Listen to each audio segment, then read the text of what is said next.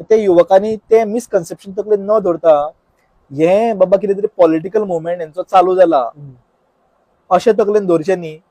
वो फक्त आणि फक्त मराठी भाशेक आमची जी गोयची भाशा आसा कोंकणी बरोबरूच आमकां मराठी राजभाषा करपाक जाय आणि तिका तिजो मान दिवपाक जाय हीच एक सिंपल मागणी सरकारा कडेन आसा. त्या मागणेक तुमच्या परीन तुम्ही जे वेगवेगळ्या क्षेत्रांत जे काम करता हांवें जे सांगले त्या प्रमाणे संगीत क्षेत्र आसतले, नाट्य क्षेत्र आसतले, भजनी मंडळ आसतली, आरती मंडळ आसतली, तुम्ही खंयच्याय सेक्टरान तुम्ही क्षेत्रांत काम करू, तुम्ही जाता तितल्या परीन तुमचे इंडिव्हिज्युअल ऑर एन ऑर्गनायझेशन लेवलाचेर तुम्ही आमकां साथ दिवचो. या राजभाषा आंदोलनाक इनडायरेक्टली और डायरेक्टली सपोर्ट करचो. तशें तुवें सांगलें विविध माध्यमां आसा. आता तुमकां रस्त्यार देवपाची गरज ना न्ही, जेन्झी सगळे प्रकार खबर आसता.